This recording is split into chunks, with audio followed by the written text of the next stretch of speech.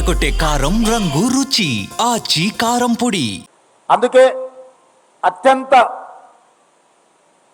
అంబేద్కర్ గారి ప్రభావితమైన రాష్ట్రాలైన మహారాష్ట్ర, ఉత్తరప్రదేశ్లో భారతీయ జనతా పార్టీని, ఎన్డీఏను తుడిచిపెట్టేసిండ్రు అక్కడ. అందుకే ఈరోజు భారతీయ జనతా పార్టీ 240 సీట్ల దగ్గర ఆగిపోయింది.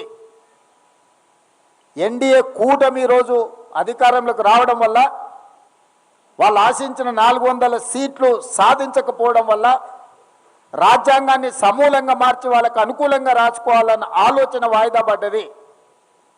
ఎప్పుడైతే రాజ్యాంగాన్ని మార్చలేకపోయినో, ఎప్పుడైతే పేదల హక్కులను కాలరాసి ఈస్ట్ ఇండియా కంపెనీలకి, ఈనాడు ఉన్న అదానీ అంబానీలకి దేశాన్ని అప్పజెప్పాలన్న ప్రణాళిక వాళ్ళు కుట్రపూరితంగా ఆలోచన చేసినరో అది అమలు చేయలేకపోయినరు. అందుకే ఈరోజు ఆ పథకాన్ని, ఆ ఆలోచనని ఇంకొక రూపంలో అమలు చేయాలని బయలుదేరారు. అదే ఈనాడు ఓటర్ల ప్రక్షాళన అని చెప్పి SIR తీసుకొచ్చిండ్రు. తద్వారా ఈ దేశంలో ఉండే మైనారిటీలు, పేదలు, దళితులు, ఆదివాసీలు, గిరిజనులను, అత్యంత నిరుపేదలను, ముఖ్యంగా నిరుపేదకు, భూమి లేని వానికి, సొంత ఇల్లు లేని వానికి రక్షణ ఓటే. ఓటు ఒక్కటే ఆయుధం. ఇల్లు లేని వాడికి, ఆస్తి లేని వాడికి గుర్తింపే ఓటు.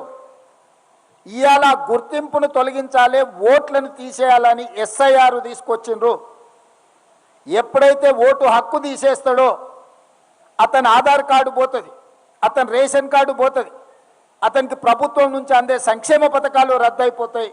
చివరికి దేశంలో ఉండాలనా లేదా అని అంటే అతను ఉండాలనా లేదా అని నిర్ణయించేది కూడా భారతీయ జనతా పార్టీ చేతిలోకి వెళ్తుంది.